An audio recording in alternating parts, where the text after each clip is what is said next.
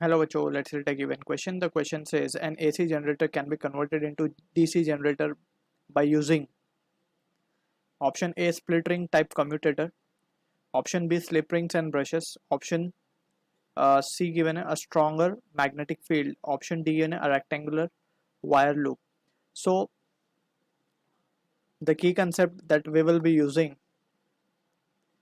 is the concept of AC and DC generator. तो इन दोनों में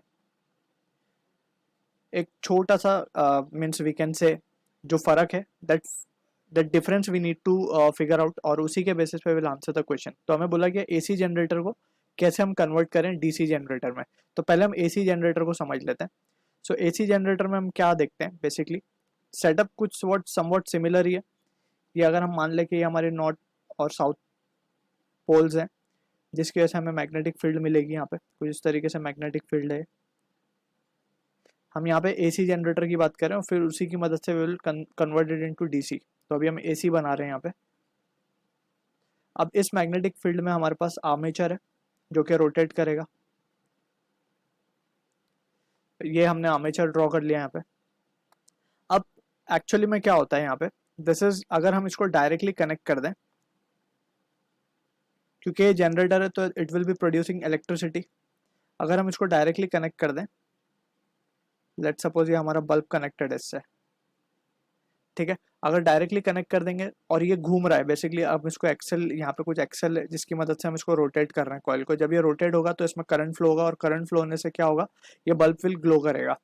अब यहाँ पे प्रॉब्लम ये है कि अगर हम इसको डायरेक्टली कनेक्ट कर देते हैं बल्ब से, जैसे सर्किट में दिख रहा है, तो in that situation we can see के the wire will spindle around, यानी कि ये वायर जो है उलझ जाएंगे आपस में, ठीक है। And in that situation we can say के no more connection can be developed और bulb will not be glowing.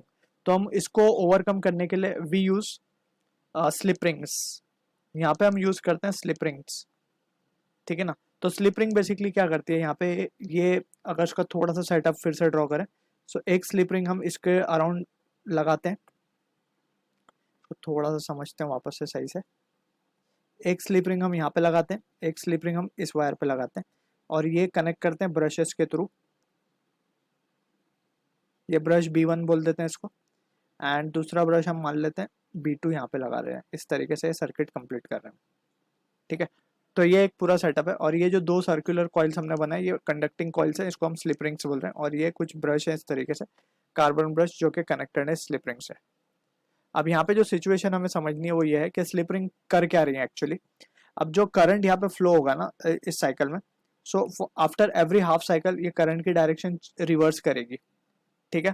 अब जब ये रिवर्स करेगी, so in that situation we can see ये जो स्लिप रिंग है, ये स्लिप रिंग हमेशा कांटेक्ट बनाए रखेगा वायर का, and wire will not be getting spindled, मतलब वो उलझेगा नहीं और हमें कंटिन्यूस यहाँ पे सप्लाई मिलता रहेगा। बट यहाँ पे फर्क ये होगा कि क्योंकि स्पिंडल अपनी स्लिप रिंग अपनी डायरेक्शन चेंज नहीं कर रहा हो, जहाँ पे ब्रश 1 से कनेक्टेड है तो स्पिंडल S1 और इसको स्लिप रिंग S1 और इसको स्लिप रिंग S2 बोलते हैं। तो S2 हमेशा B2 से कनेक्टेड है और S1 हमेशा B1 से कनेक्टेड है। तो इसमें डायरेक्शन का फ्लक्चुएशन होगा हमेशा, ठीक है। क्योंकि हमें पता है कि फॉर एवरी हाफ साइकिल, अभी जैसे हाफ साइकिल में हमने करंट का डायरेक्शन दिखाया क्लॉकवाइज, ठीक है। आफ्टर अनदर हाफ, अगर हम मान ले ये पॉइंट ए है, ये बी है, ये सी है, तो हाफ साइकिल बाद क्या होगा, ये ए बी की तरफ चला जाएगा, बी ए की तरफ आ जाएगा, डी सी की तरफ चला जाएगा, सी डी की तरफ आ जाएगा, and current direction will be changing. अब ये इस तरफ करंट शो करेगा, ये इस तरफ शो करेगा, तो इस तरीके से फ्लक्चुएशन आएगा। सो इससे क्या होगा, यहाँ पे करंट पहले इस डायरेक्शन में जा रहा था, फिर after half cycle it will go in this direction. So इस तरीके से करंट फ्लक्चुएट करेगा। सो इसीलिए हम इसको एसी जनरेटर कहते हैं, बिकॉज करंट इज फ्लक्चुएटिंग, ठीक है। तो ये वर्किंग हो गई हमारी एसी की। अब हम क्या करते हैं, इसको अगर हमें डीसी में कन्वर्ट करना है तो जस्ट हम क्या करेंगे, स्लिप रिंग को कन्वर्ट कर देंगे स्प्लिट रिंग में। स्प्लिट रिंग में, तो स्प्लिट रिंग क्या करेंगी, जैसे हमने यहाँ पे दिखाया कि S1 हमेशा B1 के कांटेक्ट में और S2 हमेशा B2 के कांटेक्ट में।